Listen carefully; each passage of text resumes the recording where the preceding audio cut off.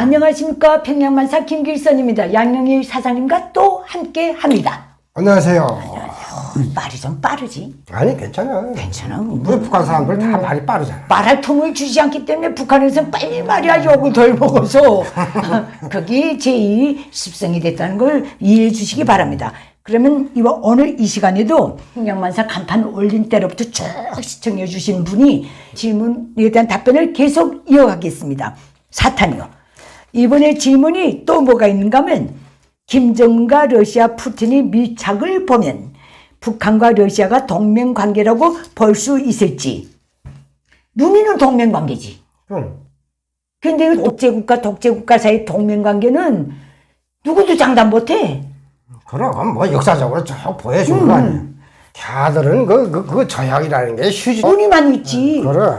한미 동맹과 같은 이런 동맹은 맺을 수가 없어. 저 나라들은 독재국가들은 맺을 수가 없어. 이 통수를 잘 쳐. 이렇게 놓고 볼 때 러시아 동맹관계라고 볼 수 있는가? 문서상은 동맹관계 조약을 했으니까.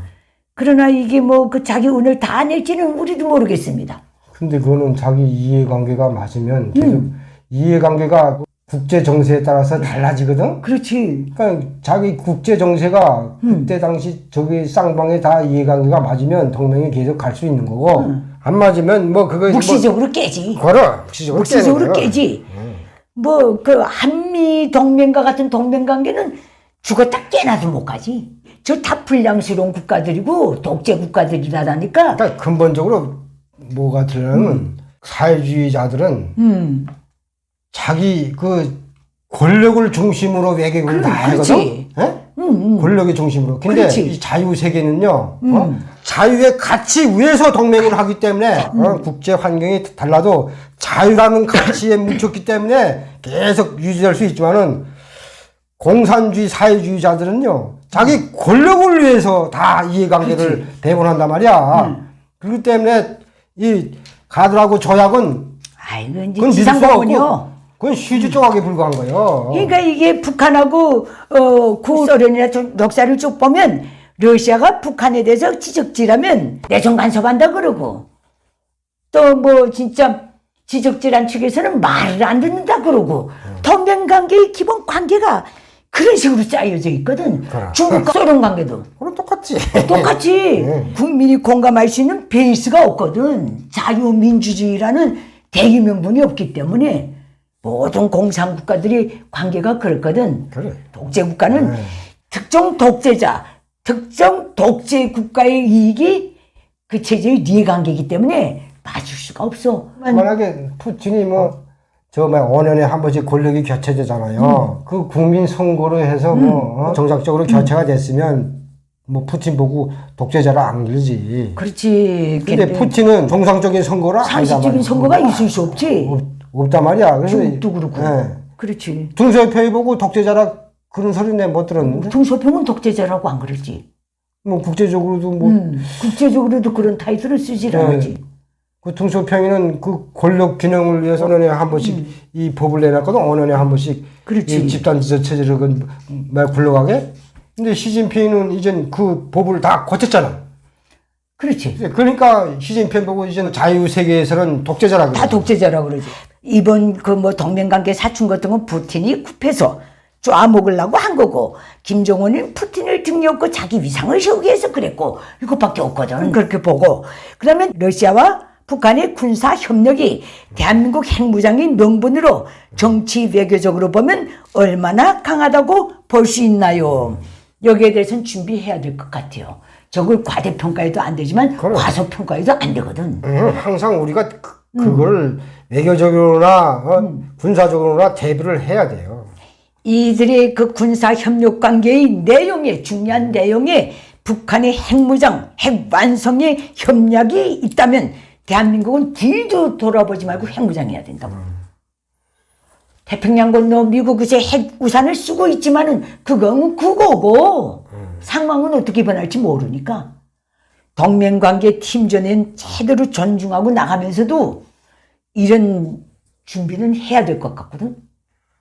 분명히 해야지. 말하자면 북한이 푸틴이 핵무기를 넘겨준다든가 핵 기술을 넘겨줘도 옥명가도 못하니까 아예 핵무기 넘겨주는 게 낫거든.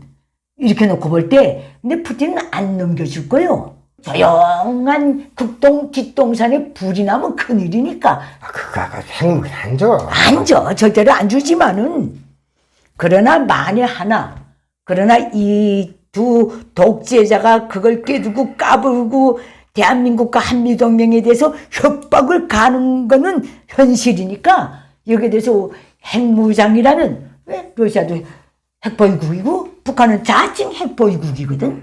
그렇지. 그러니까 그러니까 핵무장 명분을 정치 외교적으로 강하게 표현해야 된다.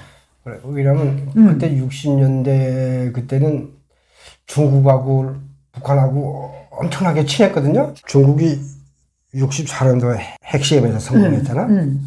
그래서 김일성에게 태영권이를 들여보내갖고 그 핵 기술을 좀 달라 그랬대요. 난 그거까지는 몰라. 그 충분히 그럴 수 있지. 태영권이가 그 중국 공산당의 멤버란 말이야. 멤버지. 초창기. 그렇지. 네, 멤버기 때문에. 원로지. 네, 원로란 말이야. 그때 못했더니 죽을래. 그거 다 강력급이란 말이야. 중국 공산당 송골이 나갔지. 네, 송골이요, 그 사람이. 그러니까, 김일성에 저 말발은 없으니까, 최영권을 보내서, 근데 최영권인데, 줄리한테, 허되게 욕말 먹고 나왔다는 거야. 만 친했다 해도 자기 국가 이익에 안 맞으면 그건 절대 안 주는 거예요. 절대 안 줘. 아무리 공산 중국이라도 북한 같은 불량 국가, 세수받는 국가, 아니 조금만 뭘 주면 전쟁하겠다고 날뛰는 나라. 중국도 미국하고 붙긴 버겁거든. 그러니까 이거는 그저 그렇게 봅시다. 정치 외교적인 그 명분은 가져가야 된다. 이거는 조지일관합니다.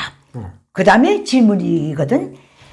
북한 주민들이 반중이나 혐중 감정이 강하다고 보면 러시아에 대해서는 반로, 혐로, 친로 중에서 어느 쪽이 더 가깝다고 할 수 있나요? 일반 주민들 속에서는 러시아가 뭐 친숙해져 있는 걸로 보는데 소련 그 벌목 시작한 데부터 그 벌목 갔던 사람들이 많이 그 좋아져서 나오니까 내가 본 감정은 러시아를 좋아는 하지만 러시아 사람들이 북한에 들어와서 사는 건 싫어해. 그래서 그거야 당연하지. 근데 러시아에는 항상 좋은 감정을 가지고 있어. 러시아의 문학에 대해서 북한의 엘리트들이 상당히 사랑합니다. 뭐 중국의 그 문학은 안 배워도 러시아의 문학은 많이 배워줬잖아. 러시아 민녀들을 굉장히 또 좋아합니다. 그래. 북한 사람 치고 우리 나태된 사람 모스크바의 밤이란 그 노래 모르는 사람이 어디 있어? 베이징 밤이라는 노래는 아예 모르잖아. 뭐 중국 노래 아는 사람이 어디 있어? 없어. 없잖아. 주시아 뭐 이제 그 모스크바의 밤 이거 두 가지는 우리 또래 사람들은 다 안단 말이야. 중국 노래는 아는 사람이 없어. 맞아. 이거 보면 정서적으로 볼 때 러시아에 대한 선민적인 관념은 있다. 친러시아적인 감정은 분명히 있거든. 그래. 그런데 친러적인 감정이 가깝다는 건 또 이거는 역사적으로 형성된 걸 놓고 보면 러시아 쪽에서 북한을 쳐들어가 본 적이 또 한 번도 없어. 피해 당한 적이 없어. 그런 것도 존재할걸?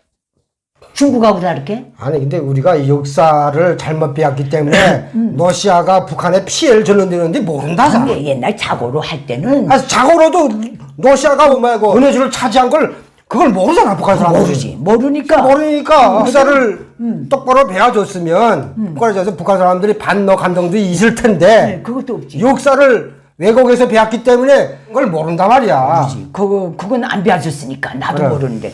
그러면 러시아에 대해서는 반러까지는 없어도 친러 감정은 어지간히 있다. 문화적인 측면이 제일 깊은 것 같고 한 핫하게 놀란 게 총한방 안 쏘고 해체됐다. 미국하고 맞짱 뜨는 군사 강국이라고 그렇게 선전했는데 그래. 그 바람에 러시아는 그저 그렇게 제쳐놓고 러시아가 종이 호랑이였구나 이런 말 하는 사람도 없습니다. 워낙에 교류가 없기 때문에. 그리고 중국 사람은 많이 봤어도 러시아 사람은 많이 못 봤다. 그렇게 중국 사람들이 왔다 갔다 하면서 중국 그 국가를 불러대도 한 소절도 기억 못해. 그래. 북한 사람들은. 아 보편적으로 봐도 저 러시아 노래를 더 많이 알지 중국 노래는 한 소절도 몰라. 이 정도로 말씀드립니다. 다음 마지막 질문이요. 북한 주민들의 중국에 대한 감정, 러시아에 대한 감정은 얼마나 차이가 있을지 궁금합니다. 앞서 말씀드렸습니다. 그대로입니다. 말씀드린 그대로입니다. 중국에 대한 그 반중 정서 감정은 현실적인 거요. 실체적인 거고, 반노 감정은 좀 추상적인 게 섞여 있거든.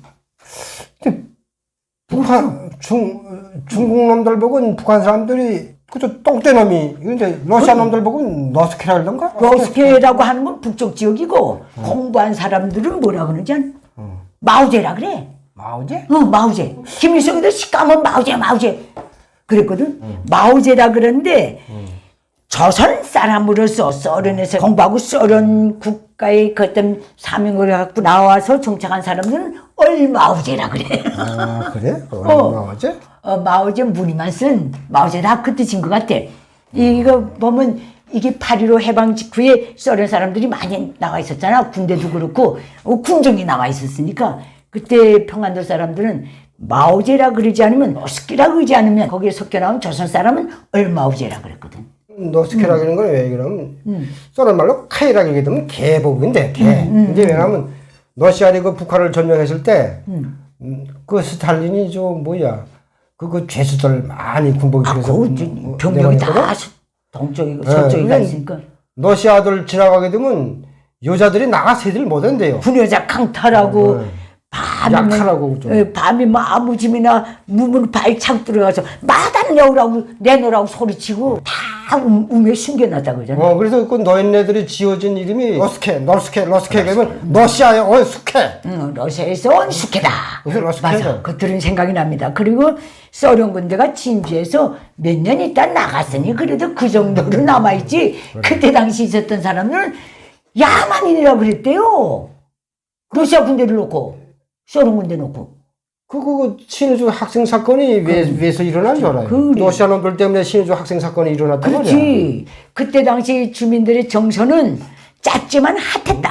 이 정도로 우리가 겪은 그대로 도무지 변하지 않는 고인물과 같은 북한 체제를 기준으로 우리가 쭉 귀한 시청자분의 질문에 대해서 4시간에 걸쳐 답변을 올렸습니다. 어떻게 들으셨습니까? 우리 수준껏 했습니다. 여기서 마치겠습니다. 감사합니다. 감사합니다. 내외 북한 주민들에게 호소합니다. 장장 80년이 되어오는 김일성 족성도의 체제를 이제는 끝장낼 때가 되었습니다. 북한인민의 진정한 자유해방을 위해 뜻과 힘을 모아서 김일성 족속을 반드시 우리 손으로 끌어내립시다. 감사합니다.